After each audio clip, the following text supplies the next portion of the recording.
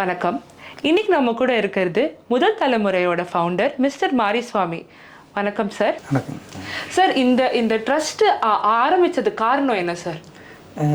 எங்கள் பகுதி வந்து ஓஎம்ஆர், சென்னை ஓஎம்ஆர் கண்ணகி நகர் பகுதி. அங்கே வந்து நிறைய படிப்பு குறைவான மக்கள் அதிகமாக இருக்கிறாங்க. 23,704 வீடுகள் இருக்குது அங்கே ஒரே பகுதியில். அவங்களுக்கு வந்து அடிப்படையில் வந்து கல்விக்கான புரிதல் இல்லை அதிக பேருக்கு. எல்லாம் உடல் உழைப்பை மட்டுமே சார்ந்த மக்களாக இருக்காங்க.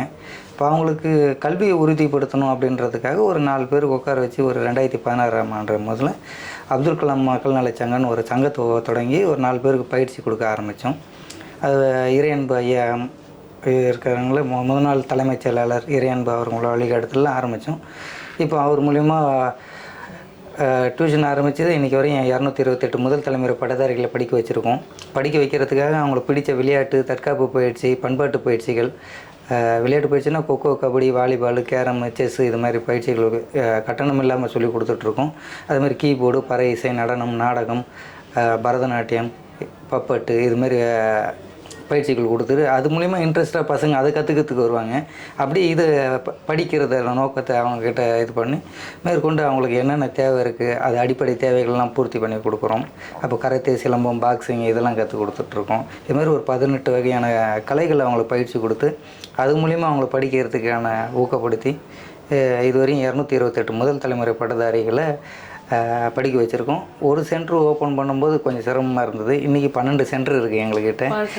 அதில் வந்து என்ன இலக்குனா, நாங்களும் எந்த ஊக்கத்தொகையோ ஊதியமோ எதுவும் கொடுக்காம வாலண்டியராகவே இப்போ 54 பசங்க எங்ககிட்ட படித்தவங்களே இப்போ கிளாஸ் எடுக்கிறாங்க. ஓகே. அதனால் வந்து இப்போது நிறைய மாற்றங்கள், அதாவது ஏதாவது பணம் கொடுத்தா தான் அடுத்தவங்க உதவி செஞ்சால் தான் இல்லாமல் நாங்கள் நாலேஜ் ஷேரிங்கை பரவலாக கொண்டு போகிறதுனால குமரவேல் சார் மாதிரி ஆட்கள் வந்து தொடர்பில் இருக்கிறதுனால அவங்க மூலிமா என்ன கொடுக்கலாம். அப்போ ஒவ்வொருத்தரும் எங்களுக்கு டேலண்டான ஆட்கள் யாருனாலும் இப்போ தொடர்பு கிடைக்கும் போதெல்லாம் அது எல்லாருக்கிட்டையும் எளிமையாக எடுத்துகிட்டு போய் சேர்த்துடுறோம். அப்போ அவங்கள பயன்படுத்திடுவாங்க. அவங்ககிட்ட இருக்கிற நாலேஜ் ஷேர் பண்ணிட்டாங்கன்னா அவங்க 4 பேர்கிட்ட ஷேர் பண்ணுறாங்க. இப்படி ஒரு மாற்றமாக கொண்டு வந்துட்டுருக்கோம். இப்போது நிறைய மாற்றங்கள். மாணவர்கள் வந்து 8 பேர் இஸ்ரோவுக்கு போயிருக்காங்க, பயிற்சி எடுத்துகிட்டு வர போயிருக்காங்க. 31 பேர் வந்து மினி சேட்டலைட் லான்ச் பண்ணதில் வந்து world book of record, national book of record, அப்புறம் கின்னஸ் ரெக்கார்டு அப்படின்ட்டு ஒரு 31 பேர் பதிவு பண்ணியிருக்காங்க. இப்போது அகத்தியர் சேட்டலைட் லான்ச் பண்ணதில் ஒரு 38 மாணவர்கள் எங்கள் கண்ணகி நகர்லேருந்து போயிருக்காங்க. நிறைய விளையாட்டு இது மாதிரி பண்பாட்டு பயிற்சியெல்லாம் கற்றுக்கிட்டு நிறைய மேடை ஏறி நிறைய போட்டிகளில் கலந்து நிறைய வெற்றி பெற்று பல மாற்றங்கள் நடந்துகிட்ருக்கு. இப்போ கண்ணகி நகர்னால முன்னாடி வந்து ஏழ்மையில் இருக்கிற மக்கள், அறியாமையில் இருக்கிற மக்கள்ன்ற பேர் இருந்தது. இப்போ முற்றிலுமாக மாறி இருக்குது. தொடர்ந்து வந்து இறையன்பு ஐயா வந்து அதுக்கான என்னென்ன தேவையோ இதுவரையும் எல்லாமே அவர் பண்ணி கொடுத்துருக்காரு. சார், உங்களுக்கு இன்ஸ்பிரேஷனாக யாருன்னு சொல்லுவீங்க சார்?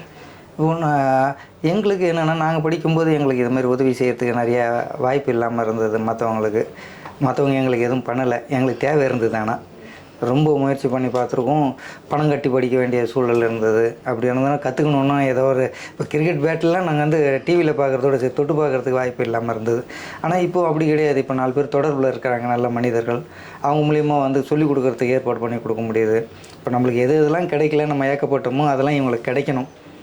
அதுக்கான சூழலை இன்றைக்கி ஏற்படுத்தி கொடுக்கறதுக்கான வாய்ப்புகள் இருக்குது, நல்ல மனிதர்கள் தொடர்பு இருக்கிறதுனால. இப்போது அதெல்லாம் வந்து ஏற்படுத்தி கொடுத்துட்ருக்கோம். இப்போது இன்றைக்கி வரையும் வந்து பார்த்திங்கன்னா 10 ரூபா என் பணம் செலவு பண்ணது கிடையாது. உழைப்பு கொடுக்குறோம். எங்களோட எண்ணத்தை எங்கெல்லாம் வழி இருந்ததோ அந்த இடத்துலலாம் மருந்து எங்கெங்கெல்லாம் கொடுத்தாங்களோ அவங்கெல்லாம் மற்றவங்களுக்கு அப்படியே அவங்க நாலேஜை ஷேர் பண்ணுறதுக்கு என்னென்ன வாய்ப்பு இருக்கோ எல்லாம் பண்ணிகிட்ருக்கோம். இன்றைக்கி இந்த 18 வகையான கலைகளும் வந்து பைசா வாங்காமல் தான் சொல்லி கொடுத்துட்ருக்காங்க எல்லாருமே. ஏன்னா அவங்களுக்கு பணம் கொடுக்கணுன்னா இன்னொருத்தர்கிட்ட போய் நாங்கள் கை கட்டி நிற்கணும். அப்போ அவங்க சொல்கிறது கேட்க வேண்டியது இருக்கும். அந்த நிர்பந்தத்துக்குள்ளே ஆளாகிட்டோன்னா அப்புறம் அவங்களுக்கான ஆளாக மாற்ற இருக்குவாங்க. நம்ம அந்த இக்கட்டான சூழல் எப்பவுமே ஏற்படக்கூடாதுன்றதுக்காக சுயமரியாதையோடு எல்லோரும் செயல்படணும். எந்த குறுக்கீடும் இருக்கக்கூடாது. எங்கள் எண்ணத்தை தான் பிரதிபலிக்கணும் தவிர யாரோ ஒருத்தர் சொல்கிறாங்க அவங்க சொல்கிறத இம்ப்ளிமெண்ட் பண்ணக்கூடாது அப்படின்றதுக்காக எங்களுக்கு நாங்கள் என்னென்ன ஆசைப்பட்டோமோ அதுக்கு தேவையானது எல்லாமே இறையன்பு ஐயா மூலிமா சொல்லி அவங்க நண்பர்கள் மூலிமா வந்து நிறைய ஐஏஎஸ், ஐபிஎஸ், ஐஆர்எஸ், நீதிபதிகள் நிறைய பேர் இப்போ வந்து அடிக்கடி மாணவர்களை சந்திக்கும் போது நாங்களும் ஐஏஎஸ் படிக்கணும், ஐபிஎஸ் படிக்கணும், நாங்களும் வழக்கறிஞர்கள் ஆகணும் இப்படின்னு எண்ணங்கள் வந்து விரிவாகுது. அதுக்கு முன்னாடி என்ன படிக்கணும்னாலே என்ன படிக்கணும்னு தெரியாத சூழலில் இருந்தது. படிக்கிறதுக்கான வாய்ப்புகள் மிக குறைவாக இருந்தது. அப்போ அவங்கள படிக்க வைக்கணும் அப்படின்னு இப்போ சொல்லிக் கொடுத்தோன்னு படிச்சுக்கிறாங்க. ஆமாம். அதுக்கப்புறம் அவங்களுக்கு எண்ணங்களும் சிந்தனைகளும் விரிவாகும்போது அவங்களே வந்து அவங்களுக்கு தேவையானதை தேடிக்கிறாங்க. இப்போ நம்ம வந்து ஆர்ட்ஸ் அண்ட் சயின்ஸ் தான் முதல்ல இது பண்ணோம். இப்போ அப்படி இல்லை, லாயருக்கு போகணுன்றாங்க, நீட்டுக்கு படிக்கணுன்றானுங்க, இப்போ டிஎன்பிஎஸ்சி படிக்கணுன்றாங்க, யூபிஎஸ்சி படிக்கணுன்றாங்க. அப்போ அவங்களோட சூழல் மாறி போகுது, எண்ணம் எங்களோட வலிமையாகி போகுது. ஆமாம். இப்போ நாங்கள் ஆரம்பிக்கும் போது இப்படி நினைக்கல, ஜஸ்ட்டு எல்லோரையும் பாஸ் பண்ண வைக்கணும், அப்போ தான் அடுத்தது போவாங்க. இப்போ 10th பாஸ் பண்ணால் தான் 11th போவோம், ஏன்னா பொது தேர்வாக இருக்குது. ஆமாம். அப்போ 11th பாஸ் பண்ணால் தான் 12th போவான். 12th பாஸ் பண்ணால் தான் கல்லூரின்ற ஒரு ஆப்ஷனே இருக்குது அவனுக்கு. கரெக்ட். அப்போ அங்கே போகணுன்னா கூட பணம் கட்டணும் ஒரு இது இருக்குது. அப்போ அதையும் நாங்கள் பார்த்துக்குறோன்னு இருக்கோம். இப்போ அப்படி தான் ஒவ்வொரு விஷயமா எடுத்துகிட்டு போய் சேர்க்கறதுனால நிறைய மாற்றங்கள் வந்திருக்கு. இப்போது கொரோனா காலத்துக்கு அப்புறம் இன்னொரு மாற்றத்துக்கு எங்களுக்கு வாய்ப்பு கிடைச்சிது. அதுக்கு முன்னாடி வந்து நாங்கள் அசோசியேஷனாக தான் ரன் பண்ணிகிட்டு இருந்தோம். அப்புறம் இறையன் பையாலாம் கைட் பண்ணி இல்லை கொரோனாவுக்கு அப்புறம் என்ன வேணும்னு கேட்கும்போது அங்கே இருக்கிற பெண்களுக்கு வந்து இப்போது பொருளாதார சுமைகள் அதிகமாகி போச்சு, வேலை வாய்ப்பை இழந்துட்டாங்க. ஆமாம்.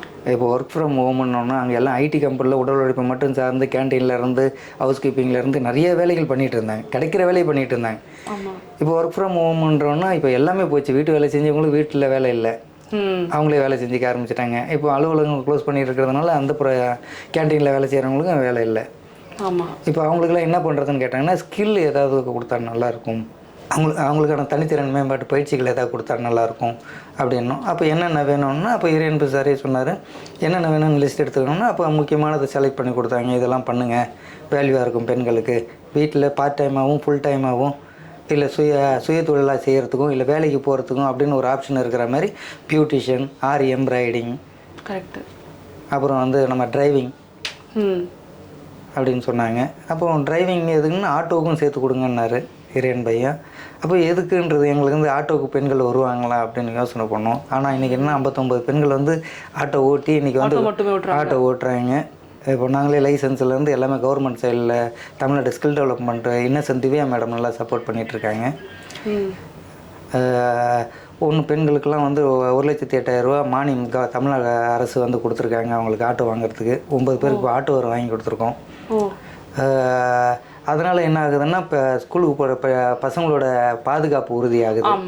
ஏன்னா இப்போது குழந்தைகளோட பாலியல் தொல்லைகள் நிறையா இருக்குன்ற இஷ்யூஸ் அங்கே கம்மியாகுது. வேலைக்கு போகிற பெண்களுக்கான பாதுகாப்பும் வாகன ஓட்டுநர் பயிற்சினால் அவங்களுக்கான அந்த வேல்யூவும் கூடுது.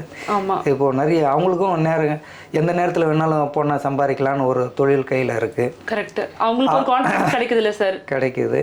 அப்பவும் நம்ம உழைப்புக்கு ஏற்ற ஊதியம் அவங்களுக்கு வந்து எப்பவும் கிடைக்கிற அளவுக்கு ஒரு சுயமரியாதையோட யாரும் சார்ந்து இல்லாமல் ஒரு குடும்பத்தை வந்து தன்னை மையமாகவே வச்சு இயங்கிறதுக்கான சூழல் எல்லாத்தையும் ஏற்படுத்துறதுக்கு இது மாதிரி பயிற்சிகள்லாம் வந்து பேருதவியாக இருக்குது. ஆமாம், கண்டிப்பாக சார். இப்போது நீங்கள் சொல்கிறீங்க இவ்வளோ எஜுகேஷன் பற்றி பேசுகிறீங்க, ஸ்கில்ஸ் பற்றி பேசுகிறீங்க. உங்களோட லைஃப்பில் எஜுகேஷனுங்கிறது எவ்வளோ இம்பார்ட்டன்ட் நீங்கள் நினைக்கிறீங்க சார்? கல்வின்னு பார்த்தீங்கன்னா அடிப்படையில் வந்து அறியாமை விளக்கிறதுக்கு அதான் ஒரு ஆயுதமாக பேராயுதமாக பயன்படுத்துகிறோம். ஏன்னா எதுவுமே ஏன் எதுக்கு எப்படின்றது யோசிக்கிறதுக்கு தன்மையை வந்து கல்வி தான் கொடுக்குது. அது முக்கியமாக வந்து பெண்களுக்கான கல்வியை நாங்கள் ஃபோக்கஸ் பண்ணுறோம். ஏன்னா அவங்க குடும்பத்தையே மாற்றுறதுக்கு, அடுத்த தலைமுறையை மாற்றுறதுக்கான வாய்ப்புகள் வந்து அவங்களுக்கு அதிகமாக இருக்குது. அதுக்காக வந்து பெண்களுக்கு முக்கியத்துவம் கொடுக்குறோம். எங்ககிட்ட இப்போ 228 முதல் தலைமுறை பட்டதாரிகள் உருவாகியிருக்காங்கன்னா அதில் 180 பேர் பெண்கள் தான். ஏன்னா அவங்க என்ன பண்ணுறாங்கன்னா அவங்க தங்கச்சிக்கு தம்பிங்க இப்போ ஈவினிங் டியூஷன் நடத்துகிறோம், 54 பேர் வாலண்டியராக இருக்காங்க, 40 பேர் பெண்கள் அதில் சொல்லிக் கொடுக்குறது. அவங்களுக்கு வந்து ஊக்கத்தொகையோ ஊதியமோ எதையும் எதிர்பார்க்காம தனக்கு தெரிஞ்சதை மற்றவங்களுக்கு சொல்லிக் கொடுக்கணும்னு ஒரு அக்கறையில் விருப்பத்தோடு வராங்க. எதுவுமே கட்டாயப்படுத்துறது இல்லை, நல்லதுன்னு சொல்கிறோம், எடுத்துகிட்டு போய் செய்கிறதுக்கு தயாராக இருக்காங்க. அப்படின்றப்போ அவங்க வீட்டில் எந்த டைமில் வேணாலும் சொல்லிக் கொடுக்குறதுக்கு, பக்கத்தில் இருக்கிற 4 பசங்களுக்கு சொல்லிக் கொடுக்குறதுக்கு ஒரு விருப்பத்தோடு செஞ்சு கொடுக்குறதுனால மாற்றங்கள் நல்லா விரிவாகிட்டுருக்கு இப்போ நிறையா. இப்போது நீங்கள் ஸ்கில்ஸ்ன்னு சொல்லி பேசிக்காக சில ஸ்கில்ஸ் சொன்னீங்க, அது தவிர நீங்கள் வேறு என்ன ஸ்கில்ஸ் ப்ரொவைட் பண்ணுறீங்க சார்? இப்போ நாங்கள் வந்து முதல் மாணவர்களுக்கு அப்படின்றது தான் டார்கெட் பண்ணி நாங்கள் பண்ணிகிட்டு இருந்தோம். இறையன்பு சார் சொல்கிறதுனால படிப்பு ரொம்ப முக்கியம் அப்படின்றதுக்காக படிக்க வைக்கிறதுக்கு அவங்களுக்கு என்னென்ன தேவை அப்படின்னு சொல்லிட்டு இருந்தோம். அதுக்கப்புறம் என்னென்னா கல்வி தான் முக்கியன்னும் போது அப்புறம் ட்ராப் அவுட் ஸ்டூடெண்ட் நிறைய 48 வயசில் ஒரு அம்மா வந்து என்கிட்ட படித்து 10th பாஸ் பண்ணி இன்றைக்கி ஆவினில் ஒர்க் பண்ணிகிட்டு இருக்காங்க. அப்புறம் 73 வயசு வரையும் என்கிட்ட எழுத படிக்க தெரியாதவங்க ஒரு 59 பேருக்கு பயிற்சி கொடுத்துருக்கோம். இப்போ எங்கே போனாலும் பேங்க்கில் நாங்களே ஃபார்ம் ஃபில்அப் பண்ணுறோன்றது, எங்கெல்லாம் பஸ்ஸில் போனாங்கன்னா இந்த பஸ் எங்கள் ஊருக்கு தான் போகுது, மற்றவங்களுக்கு சொல்கிறேன்னு சொல்கிறது, இது மாதிரி விஷயங்களில் வந்து நாங்கள் எழுத படிக்க தெரியாதவங்களும் பயிற்சி கொடுத்துட்ருக்கோம். அப்புறம் டிஎன்பிஎஸ்சி கிளாஸ் நடத்திட்டுருக்கோம். அவங்களுக்கு வந்து கவர்மெண்ட் ஜாப்புக்கு போகணும், ஏதோ இப்போ ப்ரைவேட் ஜாபுக்கே வந்து கொஞ்சம் கஷ்டமாக இருக்கிற சூழலில் வந்து கவர்மெண்ட் ஜாபுக்கும் போகலாம், அவங்கள நம்பிக்கை இருக்குது. குரூப் 4 எழுதுனாலே போதும், உங்களுக்கு ஒரு விஓ ஆகிறதுக்கான ஒரு வாய்ப்புகள் இருக்குது. அதுக்கான சூழல் என்ன இருக்குது, அதுக்கான மெட்டீரியலு, அதுக்கான கைட் பண்ணுறது, அதுக்கான பயிற்சி கொடுக்கறதுக்கு இது மாதிரி இறையன் பையா மூலிமா அதையும் ஏற்பாடு பண்ணி கொடுத்துட்ருக்கோம். அது மட்டும் இல்லாமல் அங்கே இருக்கிற முழுக்க முழுக்க என்விரான்மெண்ட்டுக்கான சூழலையும் மரம் நடுறது, ஃப்ரீயாக மரம் கொடுக்குறோம். இப்போ ஒரு பிறந்தநாள்னால் நீங்கள் 4 மரம் நட்டுட்டு வரணும். நாங்கள் டியூஷனில் சேரும்போது ஆளுக்கு ஒரு மரம் நடணும் அப்படின்ற ஒரு கண்டிஷன் போடுறோம். அப்புறம் மாதத்துக்கு ஒரு முறை பக்கத்தில் இருக்கிற குளம், குட்டைகள், ஏரிகள் இது மாதிரி க்ளீன் பண்ணுறதுக்கு வரணும் அப்படின்னு கண்டிஷன் போடுவோம். கட்டணம் இல்லைன்றது வந்து அவங்களுக்கு வந்து பணமாக வாங்குறது இல்லையே தவிர அவங்க சமூகம் சார்ந்து சிந்திக்கிறதுக்கான பயிற்சியையும் இதில் கொடுக்குறோம்.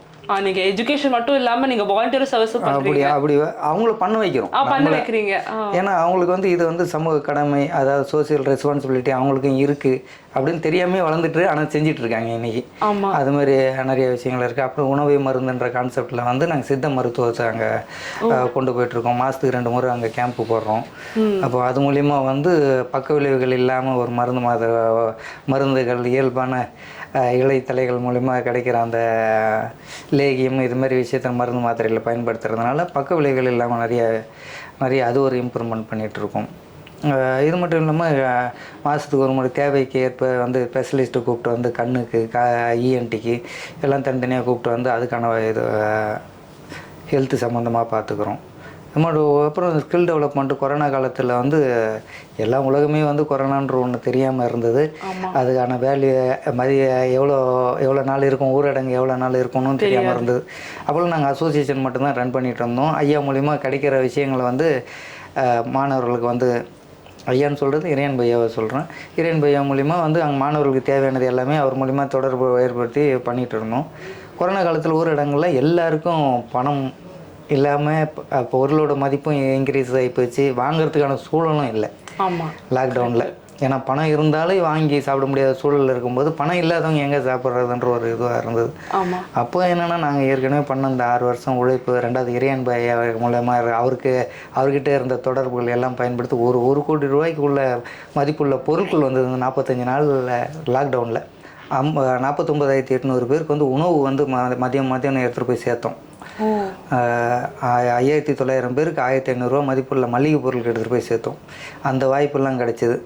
அதுக்கப்புறம் மக்களுக்கு என்ன வேணும்னு அரசு சார்பில் கவர்மெண்ட்டு கேட்கும்போது இங்கே ஸ்கில் டெவலப்மெண்ட் இருந்தால் நல்லா இருக்கும்போது தான் அடுத்தடுத்துமாக வந்து என்னென்ன தேவை நீங்களே எடுத்து நடத்துங்கன்னாங்க. ஏன்னா நாங்கள் இது மாதிரி ஒர்க் பண்ணிகிட்டு இருந்ததுனால அங்கே இருக்கிறவங்களே நாங்கன்றதுனால எங்கள் மேலே ஒரு நம்பிக்கை வந்தது. அந்த நம்பிக்கை மூலிமா எங்களுக்கு ஒரு இடம் 10,800 ஸ்கொயர் ஃபீட்டில் கவர்மெண்ட்டில் கொடுத்தாங்க. இந்தியன் ஆயில் கார்பரேஷன் இது மாதிரி ஒரு 4-5 இறையன் பையாவோட தொடர்பில் நிறைய பேர் வந்து இன்றைக்கி 1.5 கோடி ரூபாயில் அதை ரெனோவேஷன் ஒர்க் பண்ணி கொடுத்துருக்காங்க. ஒரு ஐடி கம்பெனி மாதிரி அதை ரன் பண்ணிகிட்ருக்கோம். ஏன்னா உள்ளே வரவங்க வந்து தாழ்வு மனப்பான்மை காரணத்துக்கு ஆள் போடக்கூடாது. 2வது வந்து இந்த அட்மாஸ்பியர் அவங்களுக்கு நல்லா இருந்தால் தான் அவங்க அந்த இடத்த தக்க வச்சுக்குவாங்க, பயிற்சிகளை தக்க வச்சுக்குவாங்க. 2வது பயிற்சி பெற்றுட்டு வெளியே ஒன்றா போனாங்கன்னா வெளியே பிரம்மாண்டத்தை பார்த்துட்டு அங்கே நம்மளை சேர்ப்பாங்களா, நம்ம போனாங்கன்னா நம்மளுக்கான மரியாதை கிடைக்குமா, வேலை கிடைக்குமா அப்படின்ற தாழ்வு மனப்பான்மைக்கு ஆளாகக்கூடாதுன்றதுக்கு அதோட கட்டமைப்பே வேறு மாதிரி வச்சுருக்கோம். அப்போது அதுக்கு அங்கே பயிற்சி கொடுக்குறவங்களும் நல்லா வில்லிங்காக இருக்கணும், நல்ல பிராண்டிங் இருக்கணும் அப்படின்றதுக்காக பியூட்டிஷியன் சொன்னாங்கன்னா நேச்சுரல் குமரவேலு சாரை தொடர்பு கொண்டு அவங்கள போனோன்னா அவங்க நேச்சுரல் வந்து அங்கே பயிற்சி கொடுக்குறாங்க. இப்போ அது மூலிமா என்னென்னா நேச்சுரல்னு ஒரு பிராண்டிங்கு அந்த சென்டருக்கு ஒரு நேம் கொடுத்துருக்கு. பியூட்டிஷியன்னா நேச்சுரல் வந்து கொடுக்குறாங்க. அப்போ இங்கே கற்றுக்கிட்டாங்கன்னா அவங்களே வேலை கொடுக்குறேன்னு சொல்லியிருக்காங்க.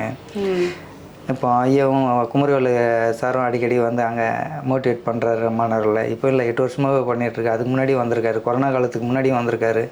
தொடர்ந்து அவங்களோட சப்போர்ட் இருக்கிறதுனால ஒவ்வொரு துறையும் ஒன்று இது மாதிரி ஃபேஷனாக அந்த பக்கம் எல்லாம் ஐடி கம்பெனின்றதுனால பியூட்டிஷியனுக்கு வந்து நிறைய வேல்யூ இருக்குது. 23,704 வீடுகள் இருக்கும்போது அந்த பகுதியில் பார்த்தீங்கன்னா எப்போ பார்த்தாலும் ஏதோ ஒரு ஈவெண்ட் நடந்துகிட்டே இருக்கும். எங்கேயோ வெளியே போயிட்டு மேக்கப் போட்டு வருவாங்க.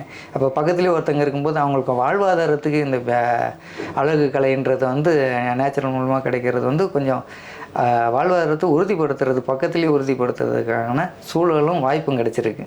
அதுக்கு நேச்சுரலுக்கு இந்த நேரத்தில் நன்றி தெரிவிச்சுக்கிறோம். இப்போது பார்க்குற ஆடியன்ஸ்க்கு அவங்க வந்து உங்களோட ட்ரஸ்ட் மூலியமாக ஏதாவது கற்றுக்கணும்னு நினைக்கிறாங்கன்னா எப்படி சார் ஜாயின் பண்ணணும்? இல்லை எங்களோட இது நாங்கள் என்ன பெரிய மார்க்கெட்டிங்லாம் பண்ணுறதில்ல. எங்களுக்கு நாங்கள் பயிற்சி கொடுக்குறோன்னா அவங்க பயிற்சி முடிச்சுட்டு போய் தான் சொல்லிகிட்டு இருக்க மற்றவங்க வந்துட்டுருக்காங்க. இப்போ தொடர்ந்து அது மாதிரி நடந்துகிட்டே இருக்குது.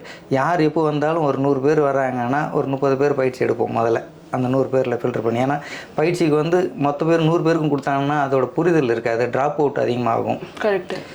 ரெண்டாவது அதோட மதிப்பு தெரியுதான்னு தெரியாது. 4 பேர் நண்பர்களோடு வருவாங்க, கும்பலாக உட்காருவாங்க, அவங்க ஒருத்தர் வரலன்னு 4 பேர் வரமாட்டாங்க. அப்போ அதுக்கான வேல்யூ தெரியணும். நம்ம கொடுக்குறது நேச்சுரல் மூலிமா பியூட்டிஷியன் கொடுக்குறோம், ஆரி கொடுக்குறோம், எம்ப்ராய்டிங் சொல்லிக் கொடுக்குறோம், டிரைவிங் சொல்லிக் கொடுக்குறோன்னா அதோட மதிப்பு வேறு. நம்ம சொல்லிக் கொடுக்குறது என்டர்டெயின்மெண்ட்டுக்கு சொல்லிக் கொடுக்கல, அப்போது வாழ்வாதாரத்துக்கு சொல்லிக் கொடுக்குறோம். அவங்க காப்பாற்றிக்கிறது மட்டும் இல்லாமல் அவங்க குடும்பத்தை காப்பாற்றிக்கிறதுக்கான சூழலை அவங்க தக்க வச்சுக்கிறாங்களான்னு பார்க்குறதுக்கு முதல்ல பயிற்சி ஆரம்பிக்கிறதுக்கு முன்னாடி ஒரு 10 நாள் வர வைப்போம். அவங்கள ஓரளவு இதுக்காகன்னு சொன்னோன்னா அவங்க போர் அடிக்கிற மாதிரி இருக்காங்கன்னா அவங்க காப்பாற்றிக்க மாட்டாங்க. சும்மா எப்போனா ஃப்ரீயாக இருக்கும்போது வர மாதிரினா வரமாட்டாங்க. இப்படி ஃபில்ட்ரு பண்ணுவோம் கொஞ்சம் கொஞ்சமாக. ஏன்னா நம்ம கொடுக்குறதுன்றது வந்து நேரத்தோட மதிப்பு எங்களுக்கு தெரியும். ஆமாம். அதுக்கான அந்த பயிற்சிக்கான வேல்யூ எங்களுக்கு தெரியும், அதோட மதிப்பும் தெரியும். யார் சொல்லி கொடுக்குறாங்களோ அவங்களுக்கும் மதிப்பு கொடுக்கணும். ரெண்டாவது இது கொடுக்கறதுனால அவங்க முன்னேறணுமே தவிர ஏதோ நாங்கள் கொடுத்தோன்றதுக்காக இங்கே எதுவுமே கொடுக்கறது இல்லை. முதல் தலைமுறை மூலிமா எந்த பயிற்சி கொடுத்தாலும் சும்மா விளம்பரத்துக்காக கொடுக்கணும்னு அவசியம் கிடையாது. ஏன்னா அவர் இறைவன் போய் சொல்லிட்டு அவங்க வேல்யூ கொண்டா தான் நம்மளுக்கு மதிப்பே தவிர விளம்பரம் நம்மளுக்கு மதிப்பு கிடையாது. ஆமாம். எப்போமோ ஒருத்தருக்கு பயிற்சி கொடுக்கணும், படிப்பை கொடுக்கணும், இது 2 தான் கொடுக்கணுமே தவிர பொருளாக கொடுக்கக்கூடாது. ஆனால் பொருளாக கொடுக்கும்போது 100 பேர் வந்து வாங்குவாங்க. ஆனால் பயிற்சி கொடுக்கும்போது 10 பேர் தான் வருவாங்க. ஆனால் அவங்கள தகுதிப்படுத்தி அனுப்பணும். நம்ம அவங்க சக்ஸஸ் பண்ணால் தான் நம்ம வெற்றி பெற்றோம்னு அர்த்தம்ன்றதுனால நாங்கள் வந்து இந்த ஃபில்டர் பண்ணுவோம் நிறையா. வந்து ஒரு 100 பேர் வராங்கன்னா உட்கார பரதத்துக்கு 150 பேர் வந்தாங்க. ஆனால் அதோட வேல்யூ தெரியல அவங்களுக்கு. ஆனால் ஆசை இருந்தது. 2 நாள் பயிற்சி கொடுத்த உடனே என்ன பண்ணுவாங்க, கால் வலிக்குது, கை வலிக்குது, அதுக்கான இன்ட்ரெஸ்ட் இருக்காது. ஏதோ ஒன்று ஃப்ரீயாக கிடைக்குதுன்னு வருவாங்க. அப்போது என்னென்னா வீட்டுக்கு ஒருத்தருக்கு தான் முதல்ல பயிற்சி கொடுப்போம். இப்படி சில விதிமுறைகள்லாம் கொண்டு வந்து பக்குவப்படுத்துறதுக்கு அவங்கள வந்த 100 பேருக்கும் பயிற்சி கொடுப்போம். ஃபஸ்ட்டு பேச்சில் அவங்களுக்கு கொடுக்க மாட்டோம். ஆமாம். மீதி 70 பேருக்கு வந்து கிடைக்கலன்னு நினைப்பாங்க. அடுத்த முறை கிடைச்சதுன்னா பயன்படுத்திக்கணும்னு வந்துடுவாங்க. ஆமாம், கரெக்டு. இப்போ அதனால் என்ன பண்ணணும், 100 பேரில் ரொம்ப வில்லிங்க இன்ட்ரெஸ்ட்டாக நம்ம சொல்கிறதுக்கும் மீறி அவங்க எவ்வளோ இன்ட்ரெஸ்ட்டாக இருக்காங்க, எப்படி பயன்படுத்திக்கிறாங்க அப்படின்னு பார்ப்போம். எப்படி மரியாதை கொடுத்துருக்காங்க, நம்ம சொன்ன நேரத்தில் குறிப்பிட்ட நேரத்தை மெயின்டைன் பண்ணுறாங்களா, வர்றது போகிறது எல்லாம் பயோமெட்ரிக் சிஸ்டமாக இருக்கும். அதனால் வந்து அதெல்லாம் பார்ப்போம். அதெல்லாம் பார்த்துட்டு சரியாக வரவங்களை மட்டும் 30 பேர் எடுத்து வச்சு மீதி 70 பேர் அடுத்த பேட்சுக்குன்னு சொல்லுவோம். அதில் யார் வில்லிங்காக இருக்காங்களோ அடுத்த பேட்சுக்கு காத்துக்கிட்டே இருப்பாங்க. அப்போ எங்களுக்கு தடையில்லாமல் பயிற்சி கொடுக்குறதுக்கும் இருக்காங்க, பயிற்சி பெறுறவங்களும் அவங்கள தக்க வச்சுக்கிறதுல இருக்காங்க. எதுவுமே வாங்கன்னு விளம்பரத்தை போட்டுட்டு நம்ம எதிர்பார்த்துட்டு இதை நடத்தி ஆகணும்னு கட்டாயத்தில் எதுவும் நடத்தக்கூடாதுன்றதில் முடிவில் இருக்கும். பயன்படுத்திக்கணும், அவங்களுக்கு தேவை இருக்கணும். நம்ம எது செய்கிறதா இருந்தாலும் பயிற்சி கொடுக்குறதா இருந்தாலும் அவங்களுக்கு தேவைக்கு ஏற்ற மாதிரி நாங்கள் பயிற்சியும் மாற்றிட்டு போயிட்டுருக்கோம். இப்போ ஒரு ஸ்டூடெண்ட் வந்து என்ரோல் பண்ண நினைக்கிறாங்கன்னா வெப்சைட் இதெல்லாம் ஃபோன் நம்பர் ஏதாவது சொல்ல முடியுமா சார்? எல்லாமே இருக்குது. முதல் தலைமுறை 2021@gmail.com எங்கள் மெயில் ஐடி இருக்குது. வெப்சைட் இருக்குது, முதல் தலைமுறைன்ற ஒரு வெப்சைட் இருக்குது, லேண்ட்லைன் நம்பர் இருக்குது. எது இருந்தாலும் தொடர்பு கொள்ளலாம். நேரில் வந்துட்டு நாங்கள் குறிப்பாக என்னென்னா கண்ணகி நகர், எழில் நகர் இது மாதிரி பின்தங்கின பகுதிகளில் தான் கொஞ்சம் ஃபோக்கஸ் பண்ணிகிட்டு இருக்கிறதுனால அங்கே இருக்கிற பகுதிகள் கண்ணகி நகரில் வந்து முதல் தலைமுறைன்னு கேட்டாலே எல்லோரும் சொல்கிற மாதிரி இடமா லேண்ட்மார்க்காக மாறி இருக்குது. இப்போ வந்ததுக்கு ரொம்ப நன்றி சார். நீங்கள் இதுவும் மாதிரி மேலும் நிறைய பேருக்கு ஹெல்ப் பண்ணுவீங்க அப்படின்னு நம்புகிறேன். அது வந்து நேச்சுரல் சார்பாக all the best sir. Thank you. Thank you.